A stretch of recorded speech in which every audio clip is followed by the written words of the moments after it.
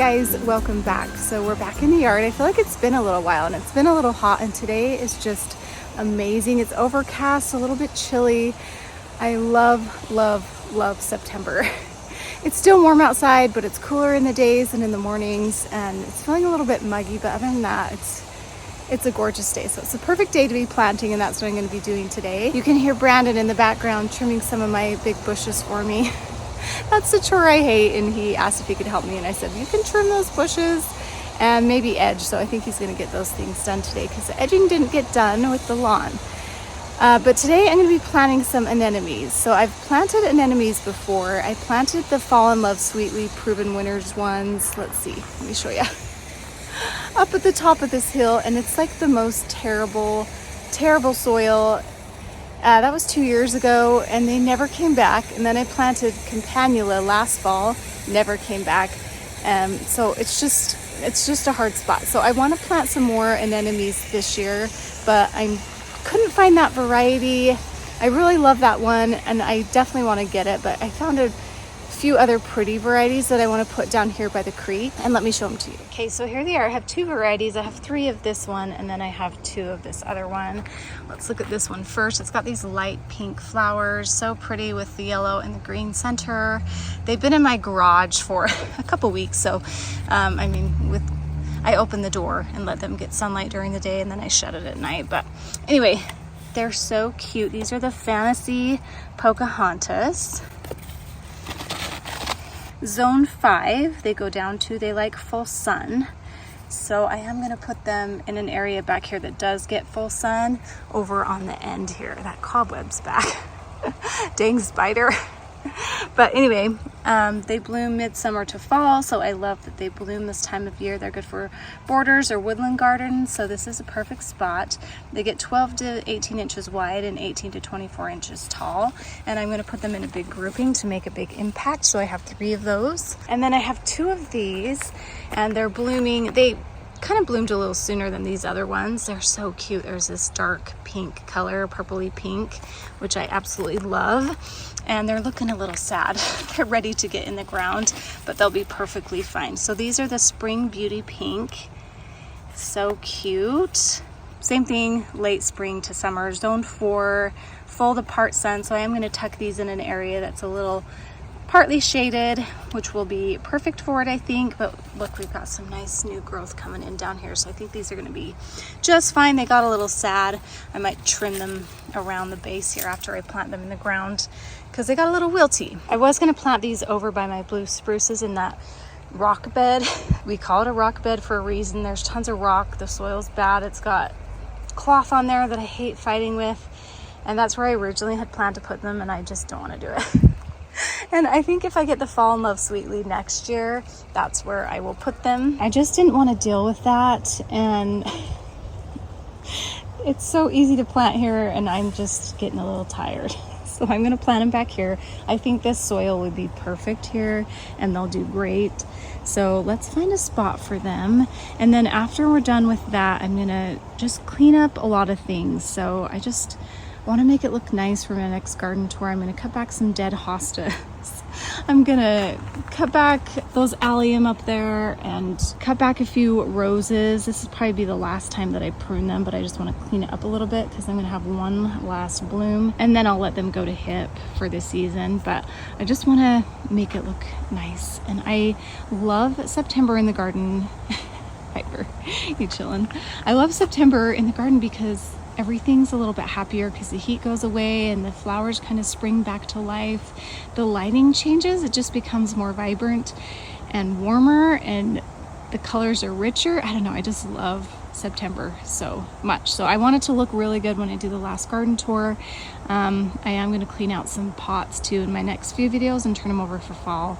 So I'm going to have everything looking really nice. So let's go ahead and get those in the ground. Okay, I think this will be a good spot right here. I don't have to move any geraniums either, which is nice. I want to leave them as long as I can. So I'll put one here, and then I'll put this here. It's just not standing up, but I do like to plant them a little close together so they are one big clump, and I think that will be really nice. These say full sun, which is kind of interesting because I really thought they all were part sun, but they'll be protected in the afternoon, so I think they'll be perfectly fine. And this area does get quite a bit of sun, so I think they'll be good. So I'm gonna plant those there. And then over here, it's a little more protected behind this tree, but it will get some sunlight through this side and also some sunlight through here. And then some sunlight right here that comes down. So they'll be perfect there, I think. And oh, they're gonna be so pretty next to this tree trunk. I'm gonna get as close to it as I can. I wish I had 3, but they didn't have 3. So I might eventually, obviously I'm gonna keep that tag, and then I'll just try to find it because I just love this pink color. It's so bright and fun. Okay, let's start digging and get it in the ground. Oh, I also wanted to give you a little update on the plants that I planted over here a few videos ago. This is bee balm. Look how cute it is. Oh, I love it. I love this color. Not so much with this geranium, but it's still pretty, and those are starting to bloom. The sedum's doing really well too. It's starting to bloom out a little bit. And my pine's gonna be so cute when it gets bigger right here. This rose is still struggling a little bit, but it'll be all right.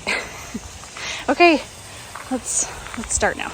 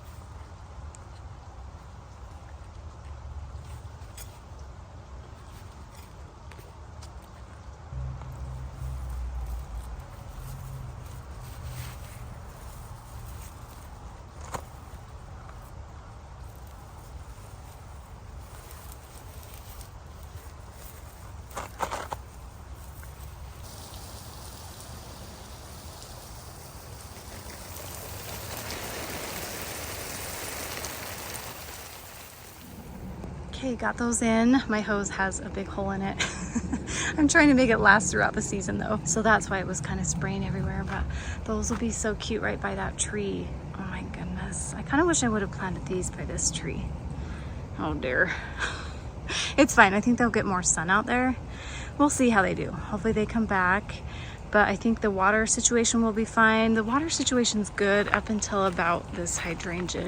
As you can see, this hydrangea gets way too hot. I think I'm gonna put a butterfly bush right here next spring and move that somewhere else if I have a spot. Or give it to one of my sisters. But anyway, that will get moved for sure. But this area is shaping up nicely. I like that I've got a few more things in here. The plumbago is blooming right now and it's about to turn bright red. I come out and see this and think, man, I want to put that in so many more places throughout this little forest bed. So I think I'm gonna try to see if I can find some this fall. I had some here. I think I've mentioned this before, but nothing lives here. It just dies. It's so hot and dry. But I think if I put some up in just little spots, little pockets, that will be so pretty. So I'm hoping to get my hands on some of those, but that looks good to have some plants in there. Okay, now let's go around the yard. Deadhead cone flowers for sure, a few roses, and the serendipity allium that are up here. I have them in a few spots in my yard. Clean up anything that looks dead, and hopefully I can get my pots done and everything looking good before these olive trees drop all their junk they drop. They're so messy. I love them, but they're so messy. So I want to do that. I want to do my September garden tour before that happens. And I just know it's going to happen any day. They're all of a sudden just going to drop all the things. Okay, let's keep moving.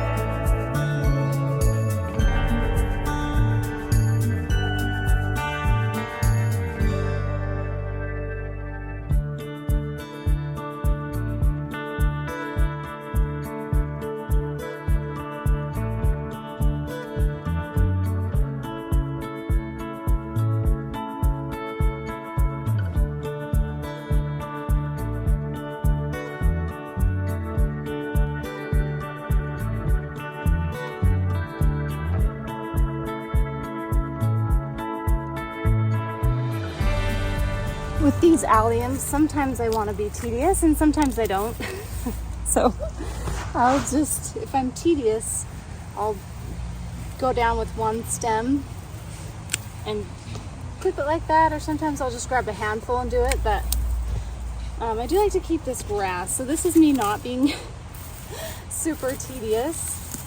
And then this is me being tedious, going down to each individual one. And it's kind of nice if you go to the base because you can see them pretty good, and then you're not cutting any of the grass. I should have been being a little more tedious.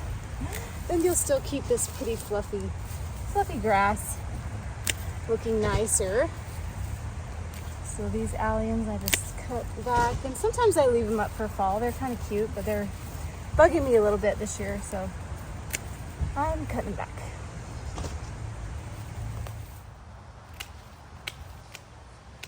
We're getting a sprinkling of rain, which is nice. But I'm going to cut back these echinacea because these look kind of brown and gross. And then I'll leave the rest for winter, the rest that bloom. But I'm going to get all these cut off.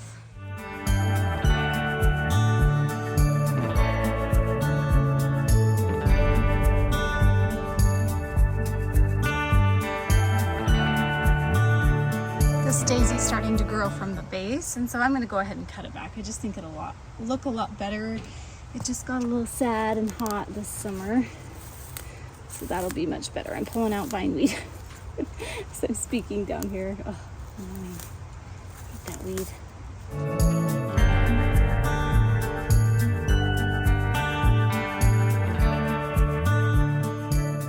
Daisy's also starting to grow in, so I'm going to cut it back. Sorry about the noise, but we're trying to multitask.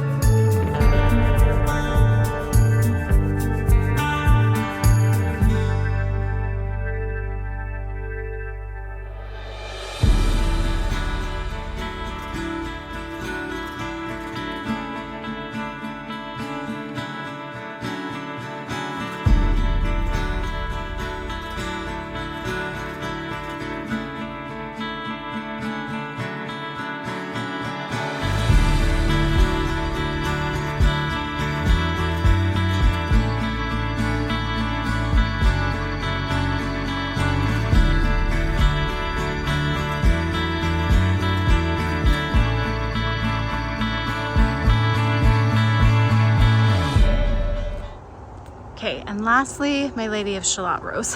I just want to clean it up because I love when it blooms this time of year because it gets a little more pink when the weather cools down. And you guys, this was down to 1 cane. This spring I was worried I was gonna lose it, but you guys, this rose is crazy, and I didn't get around to training these canes up, so I am gonna cut some of them back, and then some of the big thick ones, and then hopefully I'll be able to train it a little bit once it's cleaned out. I'm not going to do that today, but at some point I will get to that.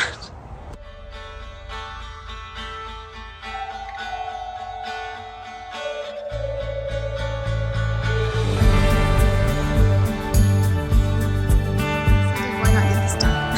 I'm going to quit putting it off and just do it. So I'll do it quickly, and then I'll show you kind of what I did. I'm just gonna jump in there.